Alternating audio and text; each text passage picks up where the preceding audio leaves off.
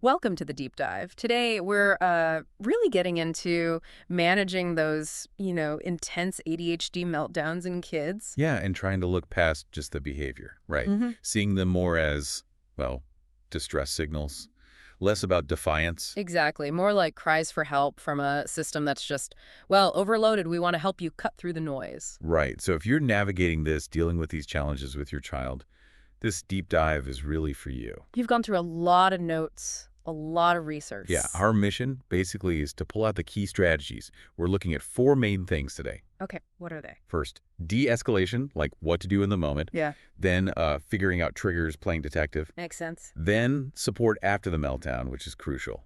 And finally, proactive stuff, how to build a more, let's say, meltdown-resistant lifestyle. Sounds like a solid plan. Expect some maybe surprising insights along the way. Definitely some aha Fair. moments in the research, yeah. Yeah. Things that can really shift how you approach it. Okay, let's jump right in then. De-escalation.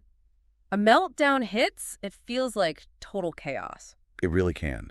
But the biggest insight, I think, from everything we looked at, it's not a tantrum, not intentional manipulation. Right. For kids with ADHD especially, it's their nervous system hitting its absolute limit. Overwhelmed. Totally overwhelmed. And knowing that changes everything, doesn't it? Yeah, you stop trying to punish or control the behavior. And start thinking, how do I help their system reset? So what's the very first step in doing that? Okay, this is the one that comes up again and again, and it might feel backwards, but it's your emotional state. Ah, the parent's calm. Yes, your calm is the anchor.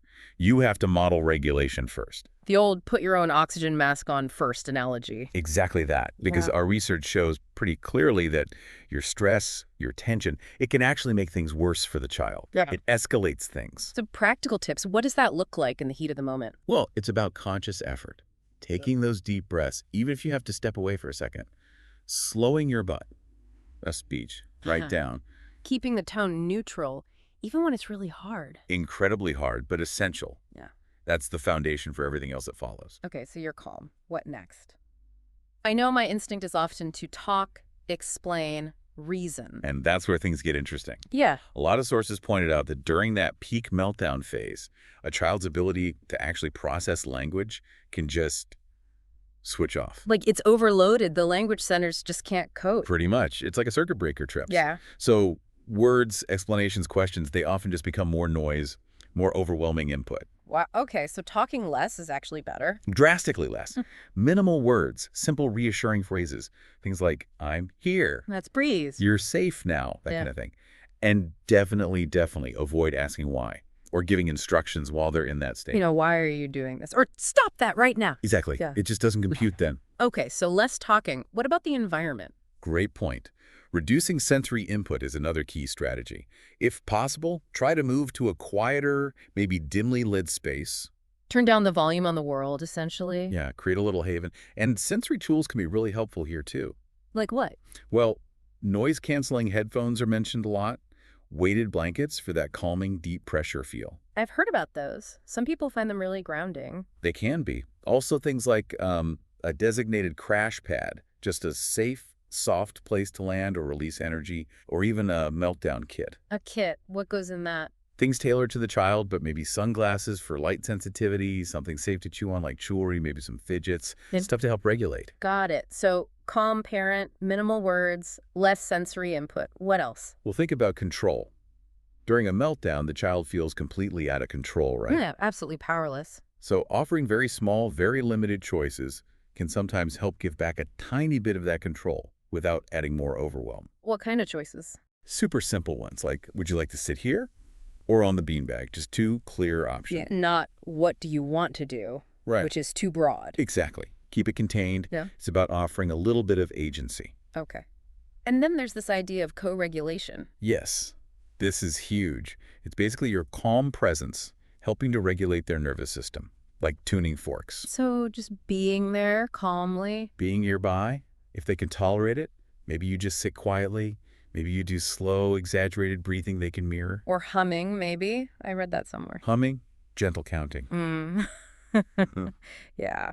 And don't forget about safe ways to release that physical energy. Like stomping feet, or squeezing something. Yeah, if it's safe. Or even deep pressure, like a firm hug if they consent. That can be incredibly regulating for some kids. Okay, so that's a lot for managing the immediate moment. What about afterwards? How do we stop it happening again? Right, that moves us into the proactive phase, understanding the triggers. This is where you become like a detective. Trying to figure out the why behind the Mm. what's. Exactly. Because prevention really starts with recognizing the patterns.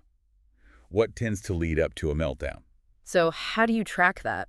Keeping a log or a journal is often recommended. Nothing complicated, just noting down, when did it happen, Mhm. where, what was going on right before. Any sensory stuff, like was it noisy, bright? Yeah, all those details.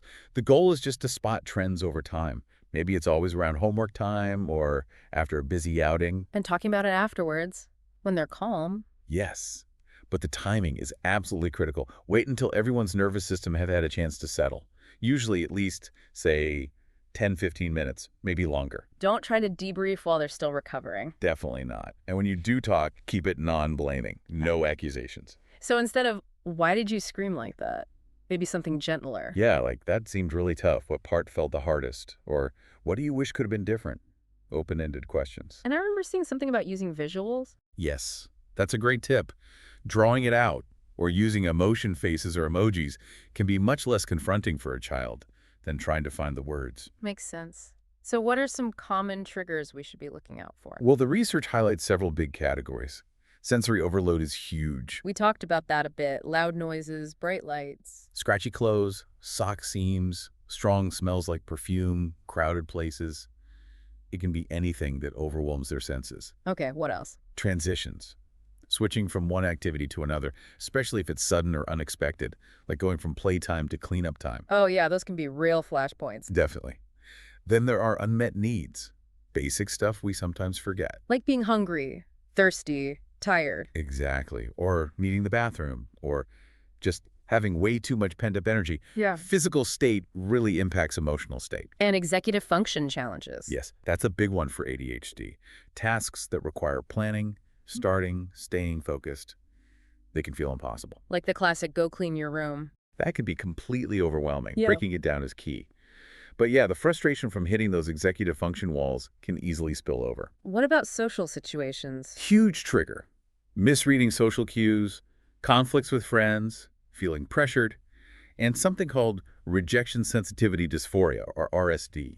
RSD, that's the intense emotional pain from perceived rejection or criticism, right? Exactly. Even something small, like losing a game or feeling left out, can trigger a really intense reaction in kids with RSD. So predictability is important then. Very. Changes in routine, unexpected events. They create anxiety and can use up a lot of their coping resources, making a meltdown more likely. And sometimes the meltdown doesn't happen right when the stressor occurs. That's a really key insight. It can happen later, often when the child feels safe, like they hold it together all day at school. And then fall apart the minute they get home. Precisely. It's a release of all that accumulated stress in a safe space. Okay, so we've identified triggers. What about supporting them after the meltdown? Once they're calm, but maybe feeling bad about it. This stage is so important. It's about repairing the connection and helping them manage any shame or negative feelings they might have. Because they might be thinking things like, I'm bad, or mom's mad at me. Or, I can't control myself. Those internal messages can be really damaging. So our response needs to be about compassion. Reassurance and validation then. Absolutely. Saying things like, that was really hard, you're safe now. Or, Mhm. meltdowns happen sometimes when our brains get overwhelmed. It doesn't mean you're bad. And avoiding anything that sounds like blaming or shaming. No, you totally overreacted. Definitely avoid that.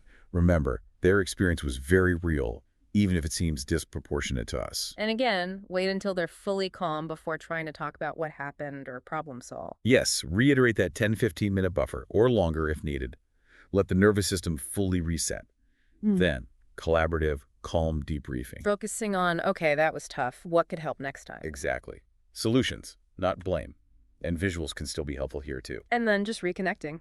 Yes, finding ways to gently reconnect. Maybe read a book together, do some drawing, share a snack, tell a silly joke. Something calm and low pressure. Physical touch if they're open to it. Yeah, a hug or just sitting close if they welcome it. It rebuilds that sense of safety and connection. And long term, helping them build their own skills. That's the goal. Teaching self-awareness, like using emotion charts to name feelings, and crucially, modeling self-compassion ourselves, showing them it's okay to struggle. Okay, this leads nicely into the last section. Proactive adjustments. Building that meltdown-resistant lifestyle. Exactly. Shifting focus to prevention as much as possible. So what are the cornerstones of that? Structure and predictability are huge. Visual schedules are mentioned consistently. Knowing what's coming next reduces anxiety. Timers can help with that too, right? Seeing how much time is left for an activity. Yeah, visual timers are great. And creating a sensory-friendly home environment. Like having that calm corner we talked about.